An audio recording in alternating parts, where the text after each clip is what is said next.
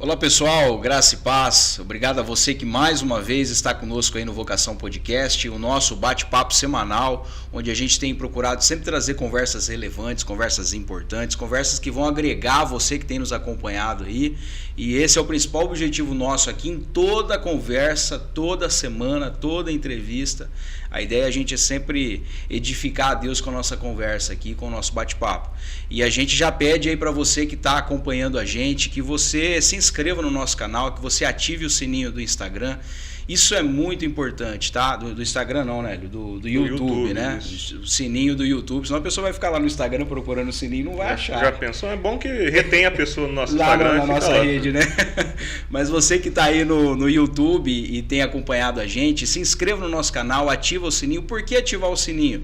Quando você ativa o sininho, toda semana, quando a gente publicar um conteúdo novo, durante a semana, se nós publicarmos os cortes, alguma informação, você vai receber isso com exclusividade, tá? Então isso é muito importante e para você não custa nada, pessoal. Curtir o material, compartilhar o material, se inscrever no canal, isso é de graça para você e para nós é muito importante. Quanto mais pessoas interagindo com os nossos conteúdos, mais o algoritmo entrega isso para outras pessoas, tá?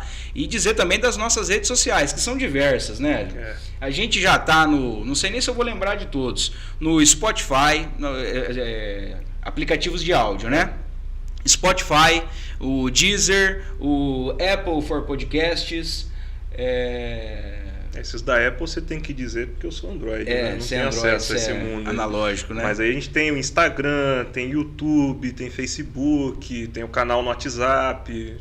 Inclusive o nosso número do WhatsApp aí vai estar fixo na tua tela, tá? É a nossa chave Pix, mas também é o nosso canal aqui do WhatsApp, é o DDD 18 99737 9063. Repetindo para quem está aí nas estruturas de áudio, DDD 18 99737 9063. Entre em contato conosco, faça uma doação para nós se você puder, qualquer valor já nos ajuda. Se você é empresário também e quiser aproveitar o espaço publicitário aqui do Vocação Podcast, entre em contato conosco. Eu tenho certeza que vai ter planos bons aí para você falar com a gente.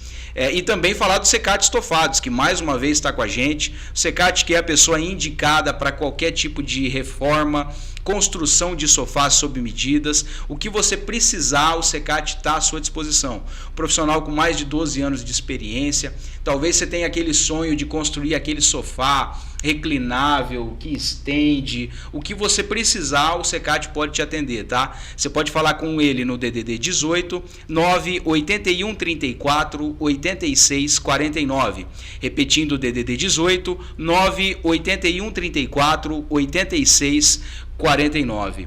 Bom, vamos lá, a gente está aqui hoje com o ilustre, excelência, né? O vereador mais votado. O vereador mais votado da eleição. História das eleições, como Não, que é? Acho que é o segundo da história. Segundo vereador mais votado da cidade de Araçatuba, João Pedro Trevisan Pugina.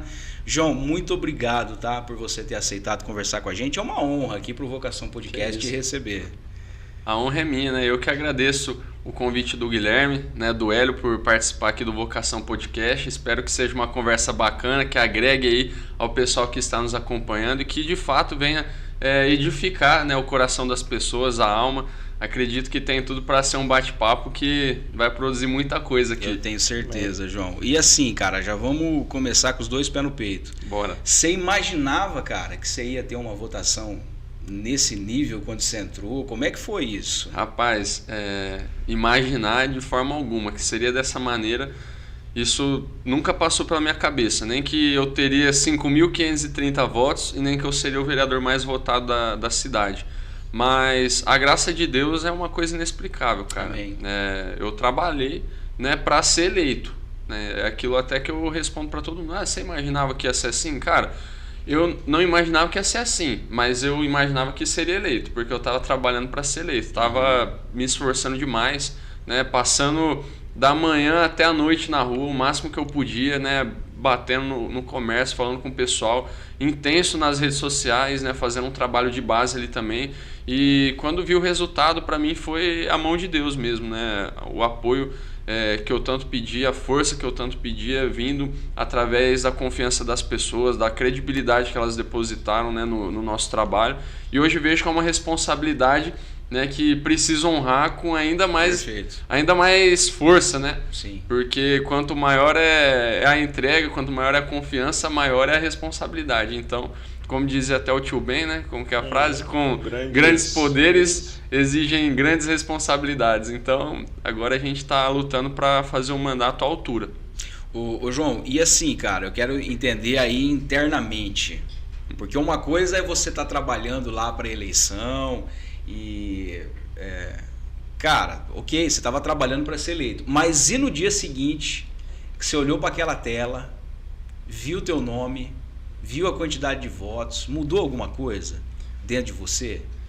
Cara, a única coisa que eu pensava depois da eleição, eu olhava e falava assim, Ebenezer, até aqui o senhor me ajudou. Então, hoje, né, foi o senhor que, eu acredito dessa maneira, foi o senhor que me depositou essa oportunidade e acredito também que é ele que vai me sustentar. Então, tenho buscado sempre fazer o que é certo, né? Às vezes isso, em primeira mão, né, tem muita coisa dentro da política que é difícil você fazer através de uma única pessoa, de uma única vontade, mas eu tenho depositado isso diante de Deus e tenho pedido para que Ele me sustente, porque foi Ele que me trouxe aqui. Então, vejo que tem coisas que são difíceis, vejo que nem tudo muda de uma hora para outra, mas é algo que desde o dia seguinte da eleição eu tenho dentro de mim. Eu vou fazer o que eu posso, eu vou fazer o que tiver ao meu alcance, então não vai ter omissão da minha parte, não vai ter negligência da minha parte, tudo aquilo que eu puder fazer pela cidade de Araçatuba, tudo aquilo que eu puder abraçar, né, principalmente das pessoas que me ajudaram a chegar aqui, pode ter certeza que eu tenho um compromisso e vou fazer isso. Cara, Legal. e você se imaginava político, que você ia ocupar um cargo político, um cargo público? Como que foi essa entrada aí no universo? Então, Hélio, eu desde pequeno gosto muito de política, né? Sempre acompanhei, assistia debate desde criança, mas que eu estaria exercendo um cargo eletivo, né? Que eu estaria ali sendo representante direto, eu não imaginava, né? Eu sou publicitário de formação, trabalhei a minha vida praticamente toda na parte da publicidade e propaganda como designer, né? Isso me estendeu um laço bacana com a política, né? Conheci muitas figuras, por exemplo, conhecidas aqui no Brasil por conta da minha profissão. Então, eu pensava que ficaria ali nos bastidores, né? Montando campanha. Montando campanha, pensando, né, nas estratégias ali.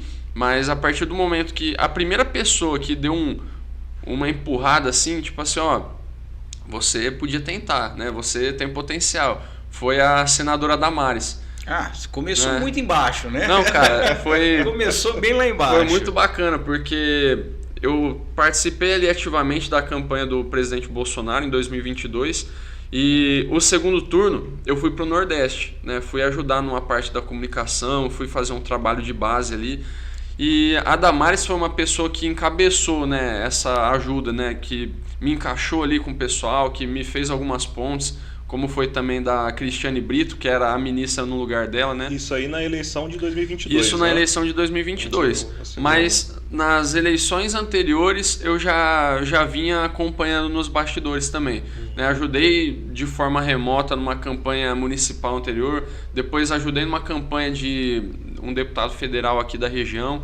Então, assim, eu tinha esse envolvimento com a política, mas não era o nome do candidato, não era o nome que estava ali na cabeça. Então, quando surgiu essa oportunidade, né, vi que era o momento, né, porque acho que isso é uma coisa que a gente precisa analisar também. Eu vejo que se fosse há 4 anos atrás, por mais que eu goste de política, por mais que eu me identificaria, acho que não seria o tempo, né? Acho que ainda ia estar muito cedo, precisava ainda amadurecer muitas coisas, mas nesse momento eu vi que era a oportunidade, que de fato tinha chance, poderia fazer um trabalho bem feito e aí encabecei, né? Fui para cima. E você, interessante porque assim, é a mão de Deus mesmo, né, João?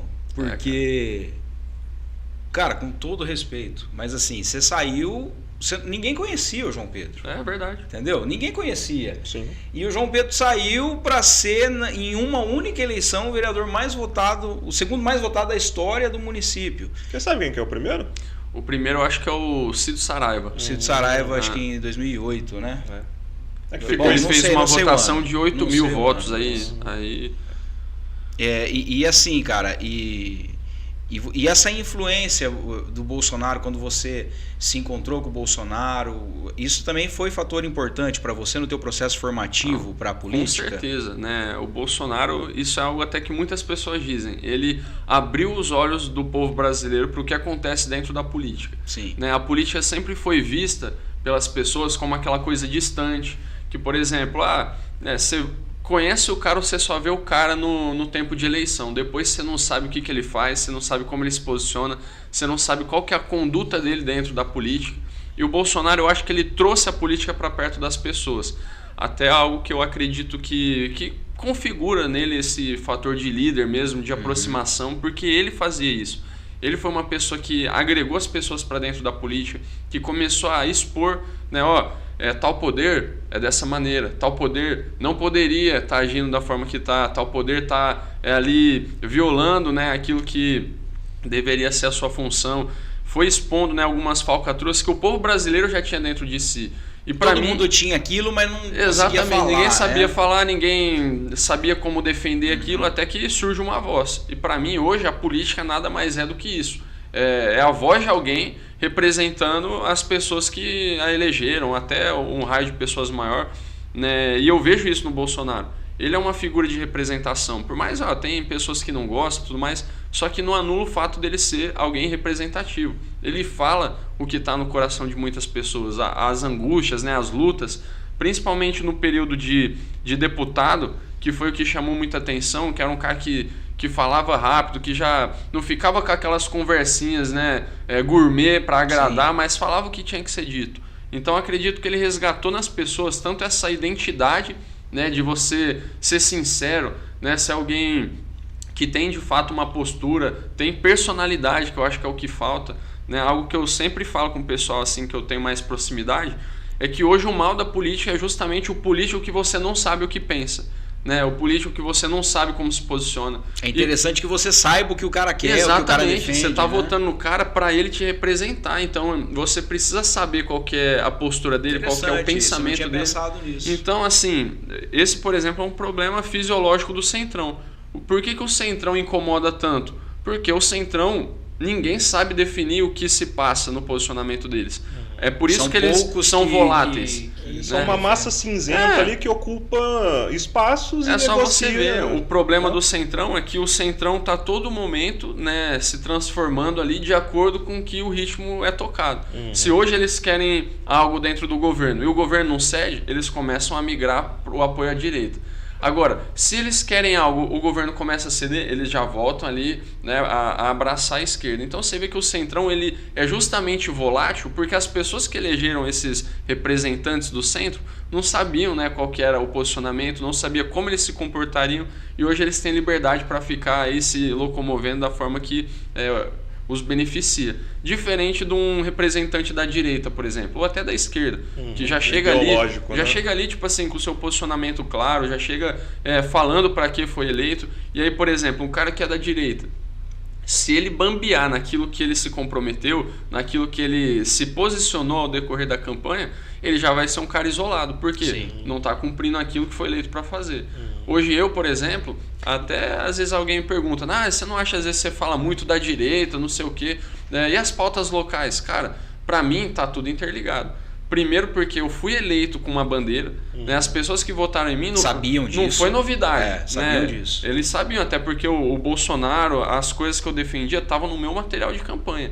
Então não é novidade para ninguém que eu apoio o Bolsonaro, que eu sou de direita, que eu tenho meus posicionamentos. Agora, o que não pode é pronto, cheguei aqui. Agora eu preciso me manter aqui de toda forma, então não adianta. Eu vou começar a acenar para o Centrão, vou começar a acenar para a esquerda. É claro, nós temos que votar no que é bom para a cidade. Mas princípios e valores, né, o que me trouxe aqui, isso é inegociável. Perfeito. E assim, João, a gente aqui no Vocação Podcast é um espaço que a gente diz democrático, porque a gente recebe profissionais de diversas áreas, nós recebemos pessoas de diversas ideologias, nós já recebemos aqui recentemente o Odilon Guedes, que é presidente do Conselho de Economia do Estado de São Paulo, e é uma pessoa que tem posicionamentos de esquerda, e está tudo bem, é o pensamento da pessoa, mas assim, nós temos que cumprir o nosso papel aqui de provocá-lo. Como é que você enxerga essa dicotomia, cara, esquerda-direita, para o Brasil tão polarizado como ele está hoje? Você vê isso como um ponto negativo? Como é que você enxerga isso? Muito mais que um ponto negativo. Eu vejo que hoje, principalmente no que diz respeito à esquerda, eles já escancararam qual que é o problema deles com a gente. Não é um problema simplesmente ideológico. Se eles tiverem a oportunidade de caçar o mandato de todos os representantes de direita, eles vão caçar. Se eles puderem colocar os representantes de direita na cadeia, eles vão colocar. Mas você acha que a direita também não faria isso? Não acho. Eu acho assim que a direita ela tem uma linha de pensamento, mas assim, se o cara cometeu um crime, ele tem que pagar por aquilo que ele fez. Agora, o cara não pode ser preso por uma opinião dada em plenário, por exemplo. A direita não faria isso com alguém de esquerda? Eu nunca vi, por exemplo, um deputado de direita pedindo a prisão de um deputado de esquerda simplesmente por ter dado uma opinião. Inclusive, no governo Bolsonaro, a esquerda ficou o mandato inteiro dele chamando ele de genocida, chamando ele de diversas coisas. E quem desses deputados, quem desses representantes da esquerda foram presos por crime de opinião? Diferente do que acontece agora. Diferente de alguém agora que ousa se levantar contra algum ministro do STF, de alguém que ousa chamar o Lula de ladrão, mesmo ele sendo condenado por 3 instâncias. Então, assim, você vê que tem uma diferença. E agora eu puxo até para as pautas políticas. A esquerda, ela se posiciona de maneira, tipo assim, agora está num hype de uma pauta. Eles trazem essa pauta para eles, tentam de toda forma vender isso para o povo brasileiro. Daquilo, Só que aí quando você coloca de fato a solução do problema para ser pautado e para ser votado, eles se ausentam porque fere os direitos humanos, porque viola a integridade das pessoas. Só que, cara, eu estou dizendo isso até por essa notícia recente, esse envolvimento recente, foi essa pauta abordada pelo Felca. Da adultização. Sim. Isso virou tema no Congresso, virou um projeto de lei. Só que aí, esses mesmos representantes políticos que falam que estão ali para defender as crianças, que querem o bem das crianças, que querem punir os marginais ali, os vagabundos, na hora que eles têm a oportunidade de votar contra essas pessoas, eles começam a achar ali um jeito de se esvair das pautas. Então, por exemplo, a pauta da castração química, ela foi apresentada. E aí, para mim, já não é mais uma pauta da direita, é uma pauta de segurança pública. A gente quer que as pessoas pensem que o possível delito pode ocasionar nessa possível depois consequência. E aí eles já começam a sair, começam a achar que isso é uma questão ideológica, mas não. Tanto a castração química quanto a extensão das penas para pessoas que cometem abuso sexual, pedofilia, isso tudo está interligado à segurança pública. Mas como foi apontado ali por pessoas da direita, a esquerda já começa a querer achar problemas, começa a querer anular as pautas por mais que sejam importantes. Esses casos mesmo de crianças sendo sexualizadas, de problemas envolvendo a adultização, foi denunciado lá atrás pela senadora Damares enquanto ela ainda era ministra. E sabe o que aconteceu? Por conta de denúncias de políticos de esquerda, até hoje ela responde um processo porque ela disse algo sem provas. Entendeu? Sendo que ela estava à frente da pasta, ela tinha conhecimento daquilo que ela estava falando, mas como ela não pôde provar os números, eles estão lá dando um jeito de prejudicá-la, de fazer com que ela pague uma multa, enquanto o Lula sobe para discursar na ONU e fala que o Brasil tem 300 milhões de pessoas em fome, vivendo debaixo da fome. Você vê que já não é uma pauta ideológica, porque enquanto o Lula fala tudo que ele quer e não paga consequência alguma, quando a direita fala alguma coisa que foge daquele radar, direita, sofre um peso de uma consequência, às vezes até, como que eu posso dizer, muito maior. Desproporcional. Desproporcional, essa é a palavra. E olha só, Gugina, você está falando de uma questão da adultização que o Felca trouxe. E aí você tem um pensamento de direita que tem algumas medidas que poderiam resolver esse problema. Não vamos discutir o mérito, se ela é muito, se ela é pouco. Vamos falar da solução. A solução. E aí você tem uma pessoa de direita, uma linha de pensamento de direita que defende isso, e a esquerda, só por ser oposição, já vai querer derrubar esse projeto. Exatamente. Esse é um laissez-faire aí da política. Você não pensa, Pugina, que o fortalecimento do centro resolveria isso? No sentido de ser mais aberto ao diálogo, de poder negociar politicamente. Mas aí politicamente. o que é o centro que você diz? É o centrão? Eu digo o centro-direita e centro-esquerda, ter equilíbrios de discussão e democracia para poder chegar na resolutibilidade desse problema. Então, entende? Hoje eu não vou nem falar o centro, né? Igual eu falei, eu vejo que o centro na política ele é prejudicial. Agora, o equilíbrio é a base de tudo, né? Aqui em Araçatuba, por exemplo, a gente consegue discutir os projetos pautados no equilíbrio. A gente não chega com nada muito radical, extremos, não né? chega no extremo de discussão na Câmara. Mas, por exemplo, vamos tirar toda a parte política agora. A adultização é um problema no Brasil. Sim. Né? Um cara estava fazendo isso há não sei quantos anos e depois das denúncias do youtuber feita na internet, esse cara foi preso, o marido foi preso, eles estão agora pagando pelo que eles estavam fazendo. Por que algo que vai contribuir para a solução desse problema precisa ser falado de forma política e ideológica, por exemplo? Por que quer dizer, é uma questão pragmática. Exatamente. É uma situação... nós queremos uma solução. Por que essa solução não pode vir através de reforço na segurança pública? Sabe? Aí entendi o que você tá falando. São coisas que eu falo, tipo assim, poxa, às vezes eles querem minimizar os problemas, ou às vezes eles querem politizar tantas coisas, mas eu vejo assim, cara, é um problema, precisa ser resolvido, seja esse problema de direita ou de esquerda. Né? Hoje tem pessoas no Brasil que, por exemplo, as pautas ambientais elas são de esquerda, então todo projeto ambiental acaba vindo às vezes dos partidos de esquerda. Cara, discordo. Né? Quando a gente lê, por exemplo, o professor Olavo, quando a gente lê o Roger Scruton, o que eles abordam? Cara, todo espaço ele tem ali uma necessidade de ocupação. Então, se hoje existem pautas que a esquerda domina, é porque o pessoal da direita se esvaiu de opinar. Sim. E eu vejo que isso foi um problema, porque nós precisamos falar de tudo. Precisamos falar de pautas ambientais, precisamos falar de desenvolvimento econômico, precisamos falar de segurança pública, né? Temas como esse que a gente mencionou aqui. O que precisa ser feito são projetos reais. Agora, por conta do vídeo do influenciador, nós vamos criar um projeto para regulamentar as redes sociais.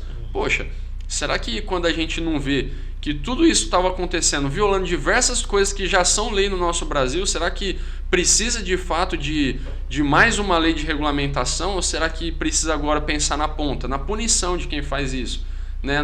na consequência de quem pratica esses crimes? Porque, poxa, o influenciador lá e o marido não foram presos por uma nova lei, eles foram presos por uma lei que já existe. Né? Eles estavam ali ferindo o Estatuto da Criança e do Adolescente, estavam ferindo até as violações, né, das redes sociais, as diretrizes de uso.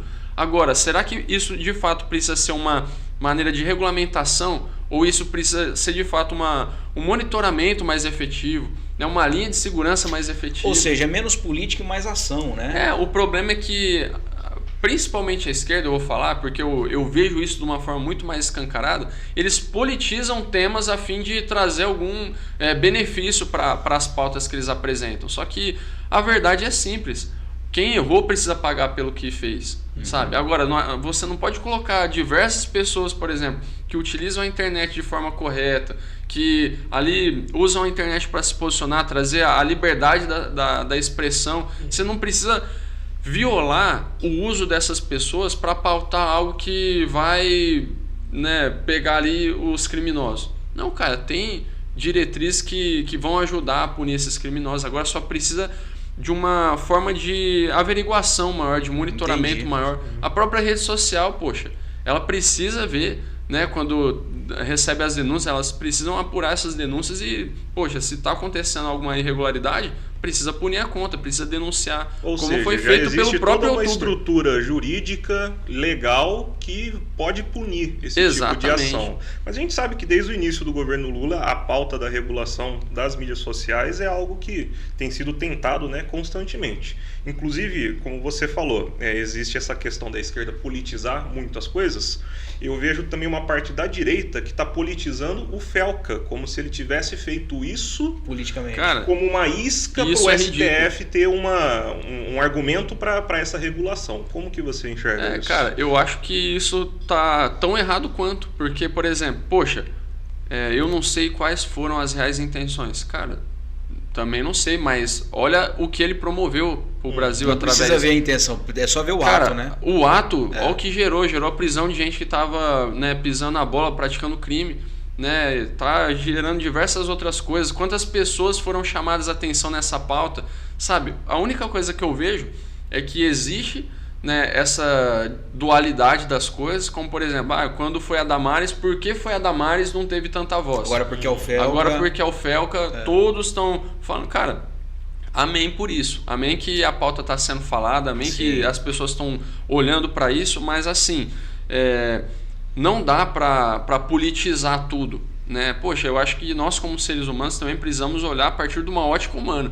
Por exemplo, isso que ele denunciou fere direitos humanos, né? Fere ali as crianças, os adolescentes. Então, poxa, vale um olhar agora para a parte humana também, né? Ignora a política, a gente precisa olhar algo que proteja as crianças de fato, que não coloque elas nessa exposição, né? E aqui, por exemplo, em Araçatuba, eu apresentei 2 projetos nessa linha, né, de criança e do adolescente. Um foi para que pessoas condenadas, né, em trânsito e julgado por abuso sexual, pedofilia, não possam trabalhar na esfera pública, nem em empresas que prestam serviço para a esfera pública. E outro foi uma campanha permanente de combate à pedofilia e abuso sexual. Por que eu estou falando isso? Porque ambos os projetos foram aprovados em unanimidade na casa. Por quê? Acredito eu que o colegiado aqui da Câmara de Araçatuba olhou e falou, cara, isso é um problema. Né? Então, independente que o Pugina é do PL, tem outros vereadores de outros partidos, cara, isso é um problema e nós precisamos, né, buscar maneiras, né, principalmente através da atividade legislativa, para combater esse problema. Então, isso, graças a Deus, foi aprovado sem problema. Você vê que a casa entrou ali numa unidade para pautar esses projetos também. Então, acho que isso é o que falta no Brasil hoje. Né? As pessoas não olharem apenas a ótica ideológica ou política, né? A ideológica não, a política mesmo, mas olharem de uma ótica humana. Se tem um problema que afeta, né, a nossa sociedade, que afeta de alguma forma pessoas inocentes, a gente precisa, né, entrar em ação e discutir. Eu vou aqui citar até uma outra polêmica. A própria pauta da anistia é algo que assim fere direitos humanos.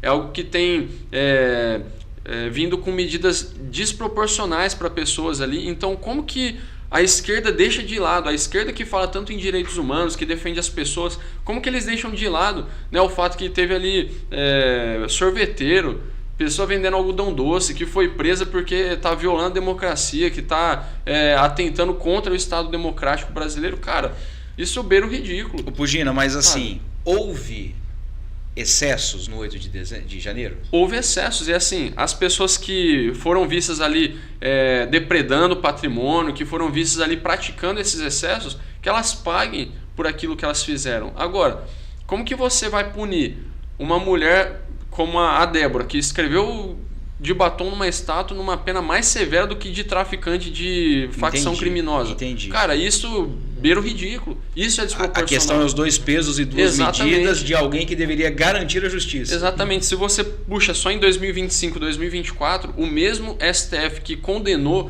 a Débora, que condenou o Clezão, que teve ali problemas de saúde, não pôde sair da prisão para se cuidar e morreu dentro da prisão, você vê que pessoas ligadas a facções criminosas saíram pela porta da frente com ali a ressalva do STF.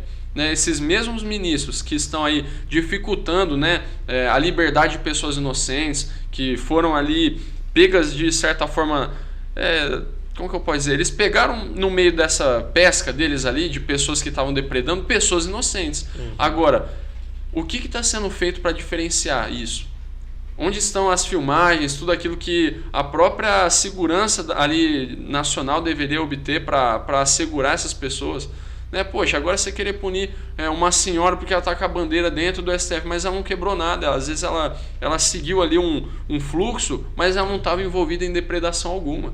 Sabe, como que uma mulher dessa tem que ser punida de maneira desproporcional? Tem coisa ali muito estranha dos dois lados, né? Cara. Tanto do que aconteceu por parte da direita, quanto as autoridades ali, a maneira como tudo foi conduzido. Né? Eu vejo assim. E assim que nós eles tinham a possibilidade de segurar para que isso não acontecesse. Não, mas foi o que eu ia falar agora. Tem uma questão política aí que a direita, que a esquerda se aproveitou do fato para mostrar força, para mostrar que agora eram eles no poder. E que hoje também a direita ela tira um proveito de cima da situação. E eu acho que assim, é um pouquinho da política que nós estamos vivendo, de dicotomias, de polaridades, entendeu? Dessa grande discussão.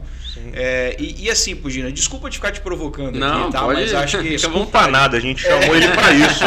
É isso aí. Mas assim, o Bolsonaro errou em algumas coisas. Mais do que isso, a maneira como ele conduziu, porque o Bolsonaro ele é um líder, né? É um líder da direita, é um líder do bolsonarismo, evidentemente. Não só isso, como é uma figura que entrou para a história. Não, claro, isso é evidente. Mas assim, a condução dele como líder em relação a esses protestos em frente aos quartéis, ele poderia ter agido de uma maneira do tipo, poxa, não vamos fazer isso, vamos pegar um pouco mais leve. Pessoal, vamos aguentar 4 anos a gente volta. E até agora a mesma forma como ele está, porque ele está sendo julgado, como ele está se conduzindo a imagem e a palavra dele como um líder ao longo desse... Então vamos lá, vamos fazer um negócio em tópicos aqui pra gente não se perder. Sim. Primeiro eu vou perguntar pra vocês, qual que é a principal função de um líder? Indicar o caminho. Isso, né? Indicar o caminho, formar pessoas. E eu vou começar por aqui então. Quando você olha pro Bolsonaro, o mérito dele como líder é inegável. Né? Tanto é que a grande parte da equipe que ele escolheu para estar ali como ministros, né, que ele escolheu para cuidar do governo com ele, grande parte dessas pessoas foram aprovadas pela população. Tanto é que hoje, por exemplo, a gente tem um Tarcísio, que é governador do estado de São Paulo, a gente tem a Damares, que é senadora, Tereza Cristina, que é senadora, diversos outros nomes. Esses nomes só tiveram a facilidade de expandir no cenário político porque eles foram aprovados e indicados por um líder. Né? Porque, para mim, esse é o primeiro mérito do Bolsonaro. Aí a gente está falando de um Bolsonaro eleito, ali, né? Na cronologia. Eu vou chegar nesse fim também. A gente vê um primeiro mérito do Bolsonaro. Ele construiu uma equipe capacitada. Teve ali os erros e acertos como... Né, é normal. É normal, é suscetível a isso. Né? A gente tem que fazer ajustes. Mas quando você olha para o todo, poxa, ele pegou um país num cenário extremamente caótico. Né? Pegou um país num período caótico de pandemia e mesmo assim conseguiu atingir resultados que o país hoje, sem pandemia, não consegue. O país hoje, sem pandemia, se afundando numa crise que o governo dele na pandemia não atingiu. Cara, você está falando um assunto que é interessante. O Bolsonaro teve um azar tremendo, cara. Que ele teve 2 anos de governo. Teve um azar, mas algumas cascas de banana também. Ele fez questão de... Mas assim, você já pensou, e aí eu concordo com o Pugina, você já pensou o governo Bolsonaro sem 2 anos de pandemia? Não, a gente... Mas aí uma pergunta. A gente já está vendo uma alegria como os irmãos argentinos estão vivendo. O que atrapalhou mais o governo Bolsonaro, a pandemia ou os filhos dele? Cara, os dois. Os dois. Eu não enxergo dessa forma, sabe? Eu acho que, primeiro, agora voltando para aquela pergunta, Bolsonaro errou? Errou, cara. Ele errou em algumas coisas, como, por exemplo, certas falas, talvez feitas em público, porque essas falas em público, elas dão margem para ser distorcidas, elas dão margem para ser tiradas de contexto. Hoje, né, já conversei com ele sobre essas falas, ele me explicou tudo, cara, completamente compreensível as coisas quando ele explica, só que ele não teve oportunidade de explicar isso pro Brasil. Não tinha tempo pra não isso tinha também, como. Né? Então, ele mesmo sabe que ele errou, às vezes, no excesso das coisas que foi dito, né, da forma que foi dito, e tanto é que no meio da campanha, ele separou uma semana só para que fosse passado ali um discurso de pedido de perdão. Né, eu lembro até, isso foi apresentado por ele, é algo que ele mesmo falou, eu acho que eu estou em dívida aqui, né, eu vou... Até o pessoal falou assim, presidente, mas Você vai sangrar numa multidão que está sedenta por sangue? Ele falou, cara, eu não estou interessado com isso, eu quero, né, fazer o que é certo. E para mim tá aí mais uma atitude de alguém que é líder, né? Porque não é todo mundo que tem a cabeça no lugar certo para um momento de erro parar e vou pedir perdão. Então para mim isso mais uma vez mostra uma qualidade do Bolsonaro, né? Ele é uma pessoa que tem humildade para recalcular a rota quando erra. E isso é a atitude de um líder, né? Isso é a atitude de um líder, sabe? Consegue olhar para si e falar assim, olha, errei nisso aqui, vamos... Você acha que ele não demorou um pouco nessa questão, por exemplo, que a gente está falando da pandemia, nessa condução, de algumas falas assim, que com o tempo já era comprovado de que não era bem assim, mas cara, esticou a corda. É muito complicado, porque quando eu vejo o Bolsonaro, eu vejo que assim, ele tinha tudo para destruí-lo. Como diz o próprio professor Olavo, a direita se contentou em chegar no poder e entender que ela só tinha uma caneta, que era a caneta do presidente. A gente tem problemas na educação, a gente tem problemas na saúde, a gente tem problemas na segurança, tá tudo colapsado e tá tudo ocupado por grande parte de pessoas da esquerda, a imprensa. E o Bolsonaro entrou numa situação dessa. Ele tinha tudo conspirando contra. Ele tinha a todo momento pessoas que estavam pegando coisas que ele falava e distorcendo, pessoas batendo nele por certas ocasiões. Cara, o governo Lula desmatou mais que o dobro que o Bolsonaro na Amazônia. Isso não é nem repercutido na Globo, sabe? O governo Lula tá cortando, né, verba de saúde básica, de educação básica, de pesquisa. Isso ninguém fala. E cortes maiores que o do Bolsonaro. Isso que você falou é interessante também, porque o Bolsonaro ainda teve um grande aliado que foi o viés da imprensa nacional, né? Então, o Bolsonaro hoje... Um grande adversário, né? Um grande adversário. Você falou um aliado do Bolsonaro. Não, desculpa, então. Um grande adversário. Que eu pensei até que tinha falado um aliado irônico, né? Não. Porque, cara, ele tinha tudo isso jogando contra. E o que ele tinha? A rede social dele e o povo. Porque e as lives dele. E as lives dele. Onde às vezes até saiu uma coisinha a mais, dava um problema, mas assim, poxa, você vê que... Aí eu também vou falar numa posição de me colocar no lugar dele. Cara, se como vereador hoje eu apanho de coisas que eu não tenho dimensão e não tenho imagina presidente da culpa República do que está acontecendo, eu imagino o que é a presidência da República, cara. E o tanto de gente que estava lá sugando, o tanto de gente traíra que tinha em volta dele também. Infelizmente, do mesmo jeito que ele acertou muito, ele errou em pessoas que estavam ali só se aproveitando da popularidade dele, se aproveitando da liderança dele. Então, eu vejo assim, cara, ele tinha tudo conspirando para dar errado. E mesmo assim, ele conseguiu acertar em muitas coisas, sabe? Hoje, por exemplo, você não consegue perguntar para uma pessoa, nesses 3 anos de governo Lula, qual foi o feito desse governo. Ele foi eleito assim. Qual que era a proposta dele? Era não deixar o Bolsonaro ser eleito. Cara, não e tinha ninguém sabe projeto. falar. Exatamente isso. Ninguém sabe falar o que o Lula fez nesses anos, sabe? Agora, até quem odeia o Bolsonaro, se perguntar o que o Bolsonaro fez, cara, não tem como fugir. As pessoas sabem, pelo menos o Pix todo mundo sabe. O Pix que foi, né, desenvolvido, né, o pessoal diz, mas começou no governo Temer. Cara, tá bom, pode ter começado no governo Temer, mas quem aplicou? Sancionado ali. Quem fez o negócio acontecer? Isso me fez lembrar, como é que chama aquele pensador careca? O Pondé, né? Que fuma charuto. E ele é de esquerda, né?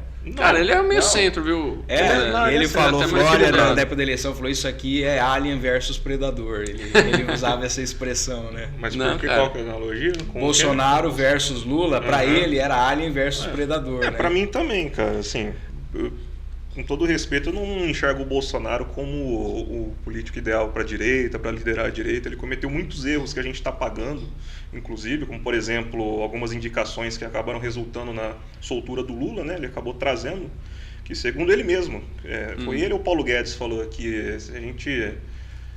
o PT ele só volta se a gente fizer muita besteira, né? E acabou realmente acontecendo. E aí nessa linha, Pugina...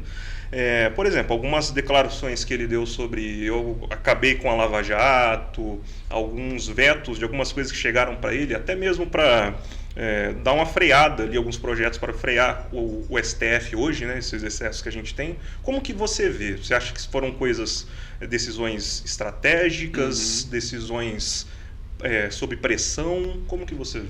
Então... aqui você até me resgatou, posso dizer, mais um erro que eu acho que o presidente cometeu, que foi essa falta de como que eu posso dizer? Eu acho que ele pecou na articulação política, né? Eu vejo visto o Nunes Marques pro STF. Então, foi cara, decisivo. mas quando você puxa no começo, tipo assim, quem que o Bolsonaro queria que fosse o ministro? O André Mendonça. Cara, quando você puxa... Primeiro, o STF não aceitou as indicações do Bolsonaro, as primeiras. Não aceitou quando ele indicou, por exemplo, o Ramagem também para estar à frente ali da Procuradoria-Geral. Então, você vê que, de fato, a Câmara e o Senado pautaram muito o Bolsonaro. Sim, porque ele teve essa grande dificuldade. Mesmo, justamente por isso, aquilo que a gente falou, ele só tinha caneta. Sim. Enquanto a gente tinha uma maioria lá dentro, né, que em tese teria que ser, porque foram muitas pessoas eleitas com o nome dele, essas pessoas começaram a se desvencilhar do governo, começaram a ser oposição do governo. Então, poxa, eu vejo que isso gerou no Bolsonaro essa... como que eu posso dizer? Esse receio em se aproximar de outras pessoas. Então, por exemplo, o cara fez um negocinho, esse cara tá me traindo. Mas isso foi gerado nele por conta dos traidores mesmo, que foram muitos. Você teve um João Dória, governador do estado, que se elegeu com base no bolsonarismo e depois do dia da votação já tinha rompido com sem contar, então eu imagino, né? Como Joyce Hasselman, que andou com o Bolsonaro. Do Rio de Janeiro, como é que chama? O Witzel. Cara, foi muita coisa. Assim, eu vejo que isso gerou um receio nele em aproximar, em fazer novas estratégias políticas. Isso foi começar a melhorar depois que o governo já estava bem desidratado, né? Que foi a partir do momento que ele puxou o Ciro Nogueira para fazer articulação com o Congresso. E aí, pandemia. Só que aí você vê que essa falta de articulação gerou certas coisas.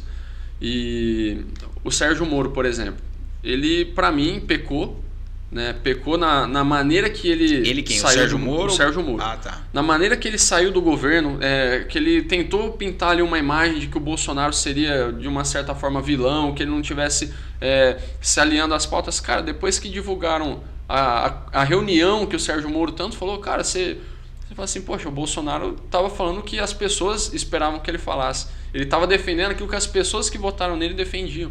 Então, assim, hoje eu vejo que até o Sérgio Moro recalculou essa rota.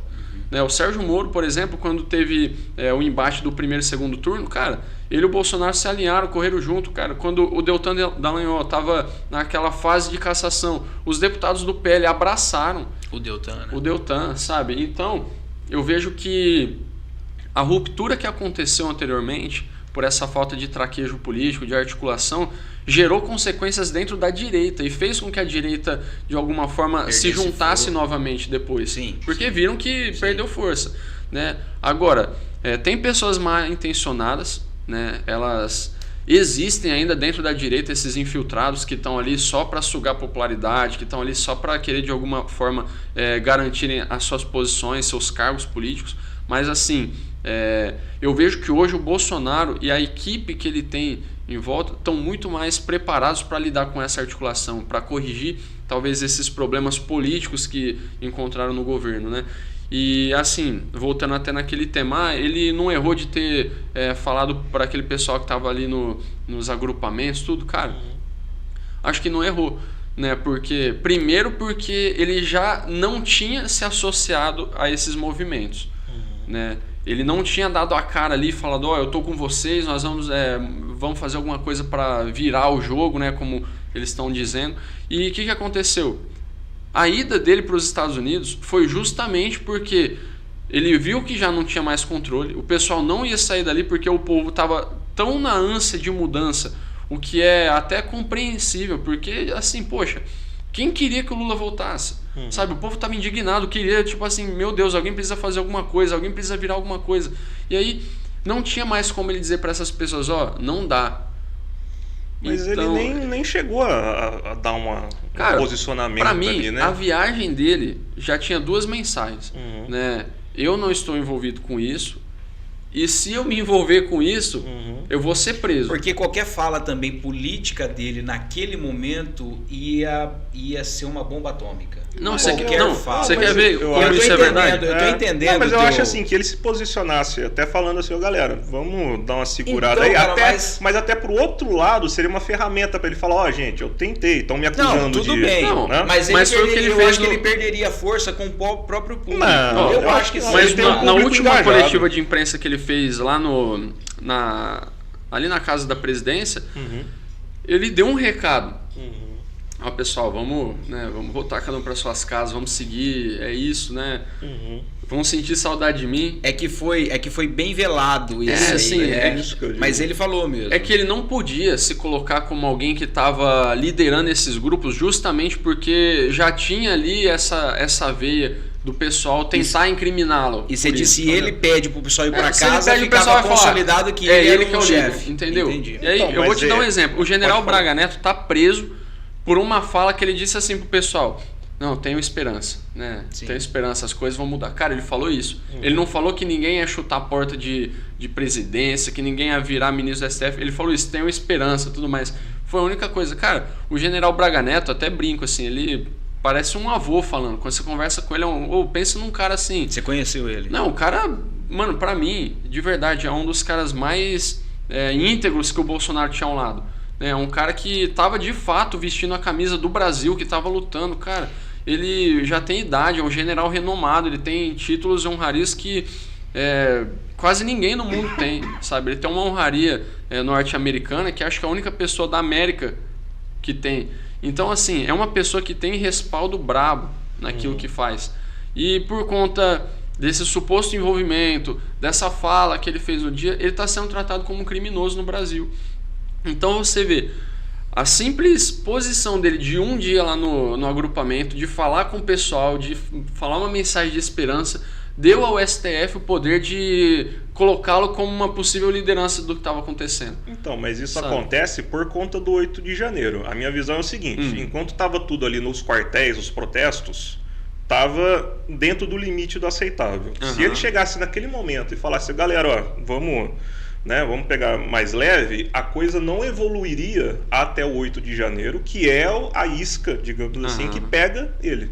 Então, na minha visão, se ele fosse mais claro ali, seria uma chancela, ó, galera, ó, eu impedi que algo pior acontecesse. Eu acho que a situação estaria melhor para ele, inclusive, não teria evoluído esse problema. Então, agora, assim, eu também não lembro para falar, não, eles fizeram isso, eles falaram lá nos quartéis, o pessoal não partir dali para outro lugar. Só que uma coisa eu lembro, né? Em nenhum momento essas passeatas do 8 de janeiro foram apoiadas por nenhuma liderança da direita.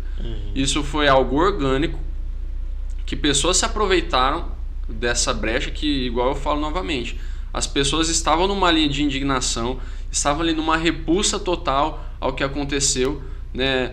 O STF, de uma certa forma, colaborando para que as pessoas questionassem, porque eu vejo o seguinte: você duvidou de algo, e a pessoa que tem a retenção daquilo que está sendo duvidado, ela tem a necessidade de mostrar que a dúvida da pessoa, né, não tem embasamento com a verdade. Mas como que ela vai fazer isso? Mostrando, né, ó, é isso aqui, as pessoas estão duvidando do sistema de votação, ó, a gente tem isso aqui para mostrar que ele é seguro, tem isso aqui para que essa dúvida, né? que essa dúvida seja retirada do coração e da mente das pessoas. Agora, mas isso é bom para a esquerda, né? Eu acho que isso é bom para a esquerda alimentar. Eu acho que o único benéfico que se beneficiou com o 8 de janeiro foi a esquerda. Com certeza. Sim, se a direita tivesse organizado, nos primeiros dias de pensamento sobre o evento já teria caído fora. Não, isso aqui é um tiro no pé. É só você ver. Esse pessoal estava em Brasília no dia que aconteceu. O ministro da Justiça, que hoje é ministro do STF, Flávio Dino, o general G. Dias, que foi até na CPMI do 8 de janeiro e não soube responder por que eles não tinham as imagens, que não soube responder por que a força militar ali, tanto nacional quanto de Brasília, não agiu para impedir. Eles literalmente abriram e fala assim, por favor, só faltou falar, quebra tudo aí, cara. Por favor, quebrem aí para nós. Então, vocês acham então que foi algo assim, uma oportunidade que apareceu e eles abraçaram? Eles abraçaram, exatamente. Eu acho. Foi igual aquilo que eu disse anteriormente, você não vai sangrar numa multidão sedenta por sangue. Eles pegaram uma multidão sedenta por sangue, que tava desarmado, e falou, ó, pega esses garfos aqui, essas espadas, vai pra cima. Cara, aquilo poderia ser contido de outra forma. E outra, a forma na qual foi conduzido, isso é algo que ninguém sabe explicar. Porque as pessoas estavam ali no quartel, né? Eu já ouvi relatos de pessoas presentes ali, elas estavam nos quartéis e a mensagem foi, vamos todo mundo para a Praça dos Três Poderes, Cara, ninguém sabe dizer de onde surgiu essa voz, essa convocação, mas as pessoas foram, né? E as pessoas foram achando assim, não, a gente vai fazer mais uma manifestação e tudo mais. Cara, é só colocar isso na balança histórica também. Quando uma manifestação de direita, por mais intrigante que fosse o tema, por mais raivoso que seja o tema, quando que uma manifestação de direita gerou alguma quebradeira no Brasil? Haja visto as manifestações da Dilma, né? Que iniciou o impeachment da Dilma. Sempre ordeiras, sabe? Sempre foram pessoas ali conscientes, famílias. Cara, isso que a gente tá falando mesmo de pessoas inocentes presas, existem. Tem pessoa que fala assim, eu entrei para tomar água e dali não consegui mais sair. Gente que não tem nada a ver com a quebradeira. Aqui eu reforço. Pessoa que praticou vandalismo, que depredou patrimônio público, cara, isso a pessoa tem que pagar por isso. Agora, você colocar pessoas inocentes dentro dessa seara é muito preocupante. Sim, primeiro porque isso não acontece nem com o crime organizado. Quando você não tem provas, quando você não tem ali de fato algo concreto para prender uma pessoa, por mais que alguém viu, isso não adianta. Né? Agora, quando se trata das pessoas do 8 de janeiro, elas estão sendo tratadas numa justiça à parte no Brasil. E é isso que tem que ser questionado. Eu acho que ali tem excesso dos três lados, né? Esquerda, direita e STF. Acho que é um bololô complicado, né? Bom, o que você que está em casa aí acha? Deixa nos comentários aqui do Vocação Podcast. E a gente tem que agradecer muito a você que está acompanhando a gente até agora. A ideia é a gente ter essas discussões aqui que vão, pelo menos, fazer a gente pensar, né, Serginho? Acho que esse é o principal objetivo, a gente pensar, refletir sobre os fatos e chegar às nossas próprias conclusões. Se você não estiver concordando com a gente, tá tudo bem. Né? Deixa eu abrir um parêntese também para o pessoal. Nós estamos gerando conversa. Se a gente está questionando o A, não significa que a gente apoia B. E vice-versa. Eu, por exemplo, estou provocando o Pugina aqui, mas vou confessar os meus votos. Votei no Bolsonaro em todas as oportunidades que tive. Todas. Primeiro turno, segundo turno, das duas eleições. Essa culpa eu não carrego. Eu não carrego essa culpa. Mas assim... Eu votei no Padre Kelman. Isso aí. Parabéns. Ele exorcizou o capeta lá, né? Ele, como é que era o de 18 lá? O Cabo Daciolo. Rapaz, glória a Deus. Glória a Deus. Pessoal, então a gente quer deixar aí mais uma vez o pedido para você que está acompanhando a gente, que você se inscreva nos nossos canais. Isso para nós é muito importante, tá? A gente está em diversas redes sociais. Nós estamos no Spotify, no Deezer, no Amazon Music, no Apple for Podcasts. A gente está aí nas outras redes sociais, Kawaii, TikTok, Instagram, Facebook, YouTube. Onde você procurar vai ter lá o Vocação Podcast. Siga a gente está sempre trazendo conteúdos novos. Isso para nós é muito importante, tá? E também dizer do Secate Estofados, o nosso parceiro, uma pessoa referência na construção, na reforma de sofás sob medidas. Se você está com aquele problema no teu sofá, se você está precisando fazer uma reforma, se você tem o sonho de construir um sofá sob medida, uma cabeceira de cama, é só entrar em contato com o William no DDD 18 981 34 86 49.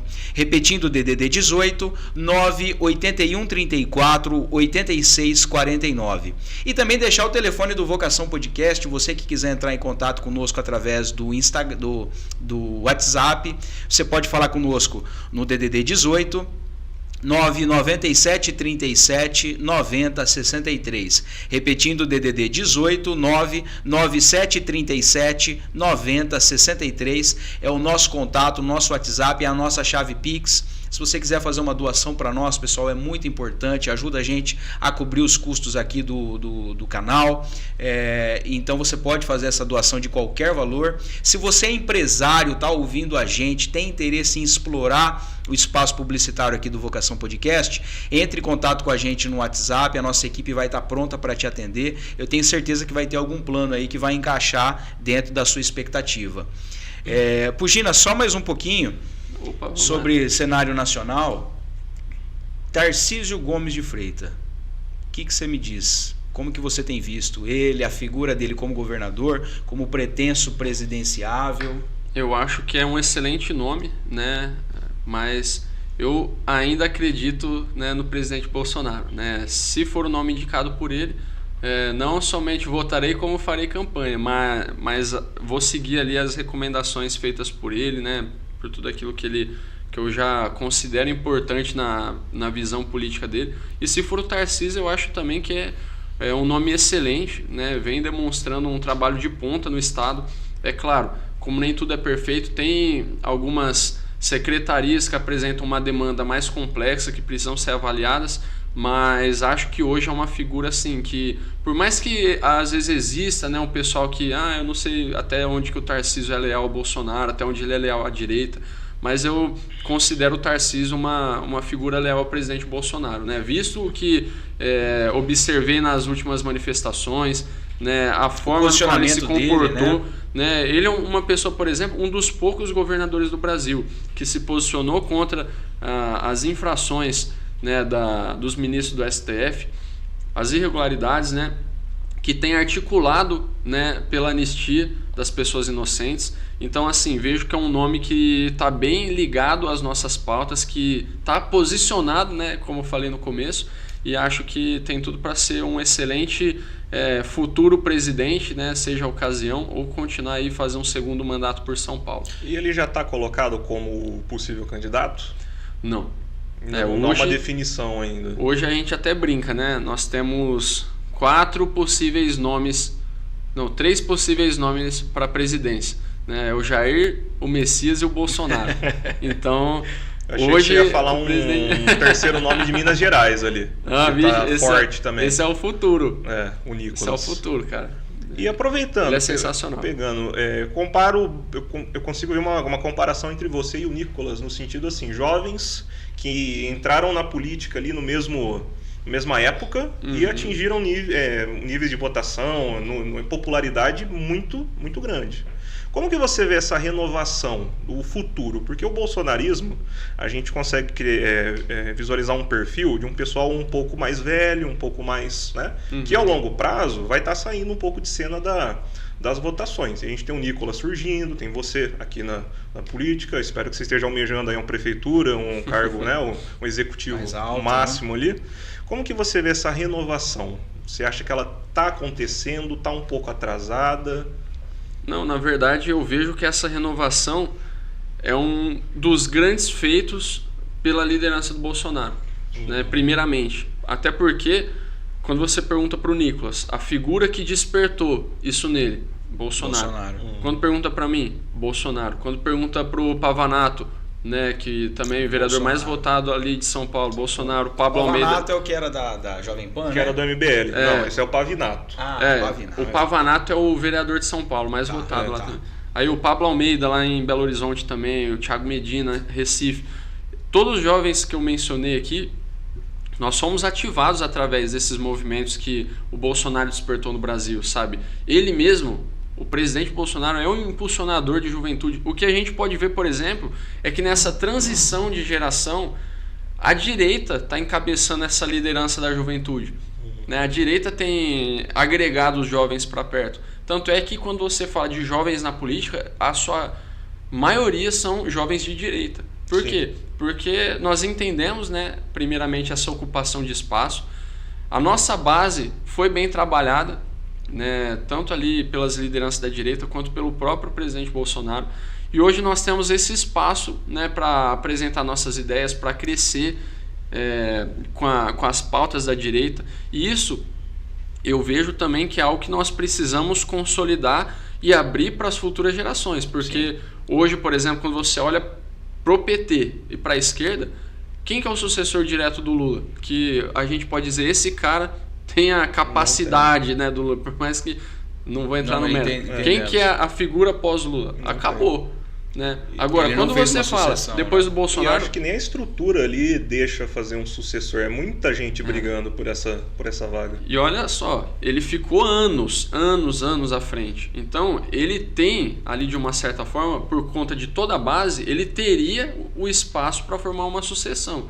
Só que hoje, por exemplo, o Boulos é o sucessor do Lula. Poxa, o Boulos toma paulada em toda eleição que ele vai. Entendeu? Agora, assim, o Boulos ele vem crescendo nas eleições, ele ficou empatado tecnicamente ali na Prefeitura de São Paulo, né? Assim, no primeiro turno... Mas na hora do vamos ver, no primeiro turno ele até arrastou, assim, agora no segundo turno ele foi massacrado. Mas eu digo assim, nas eleições anteriores ali, ele era um númerozinho insignificante. Sem contar que foi uma das campanhas mais caras da história da política brasileira, a campanha do Boulos para prefeito de São Paulo.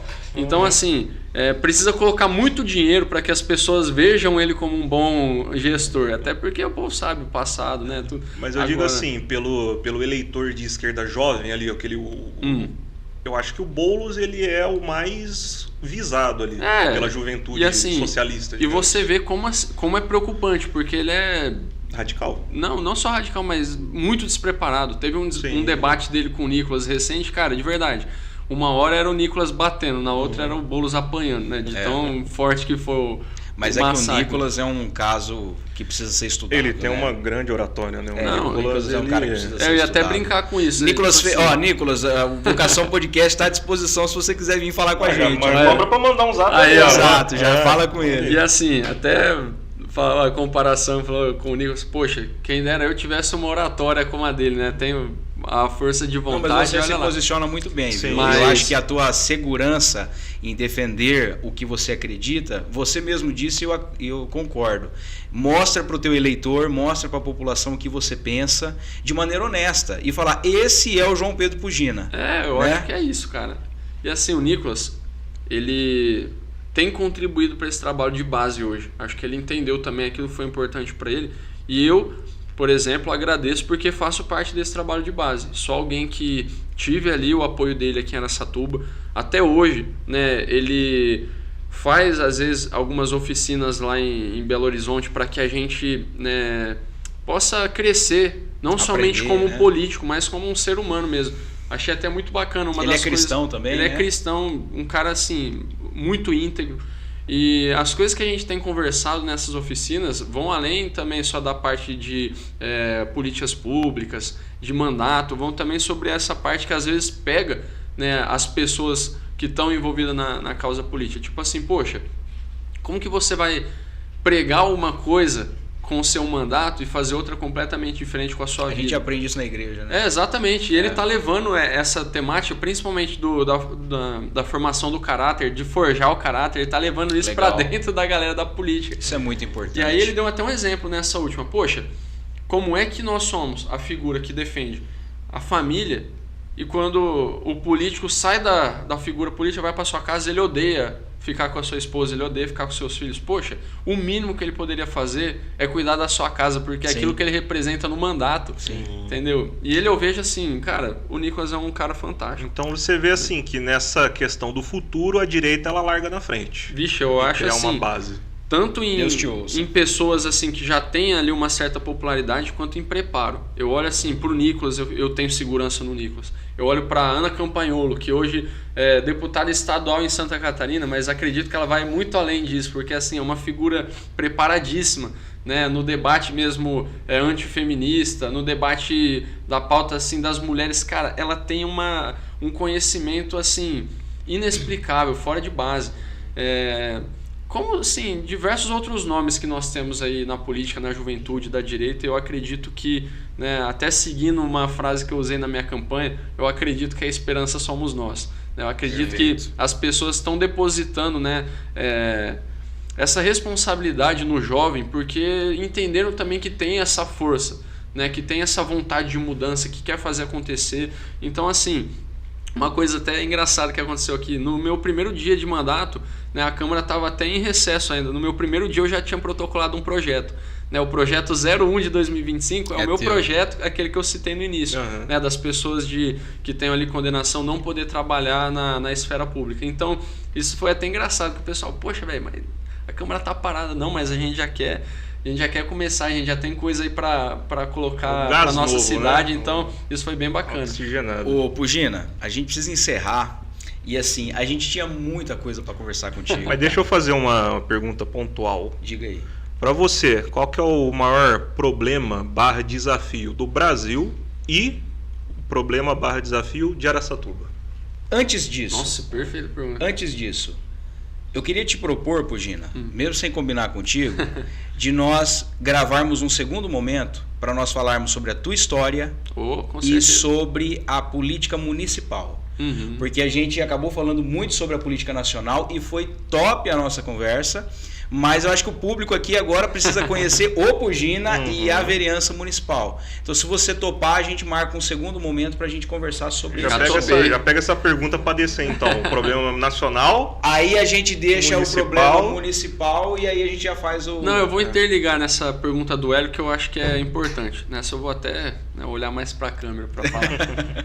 É o corte, esse é o momento do corte. Então, hoje, um problema que eu vejo tanto nacional quanto municipal é que as pessoas tratam a política com uma agilidade que ela não acontece. As pessoas esperam que as coisas sejam imediatas, que as reformas sejam imediatas, que a transformação a olho nu seja imediata.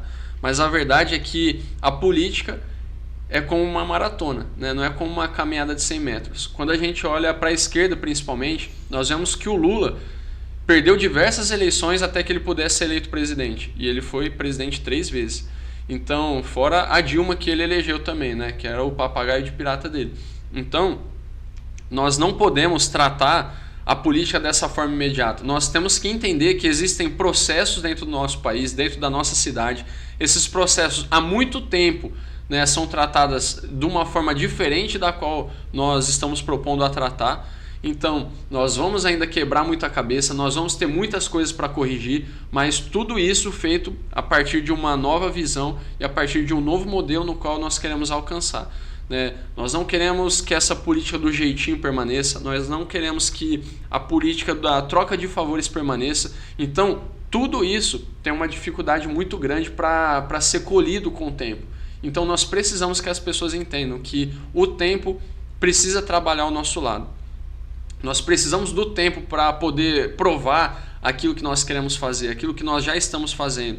Então, eu vejo que isso precisa ser colocado principalmente para as pessoas de direita. O tempo precisa ser o nosso aliado. Sim. Nós precisamos acreditar nos projetos a longo prazo. Nós precisamos acreditar naquilo que nós não podemos ver hoje, mas que no futuro teremos um impacto.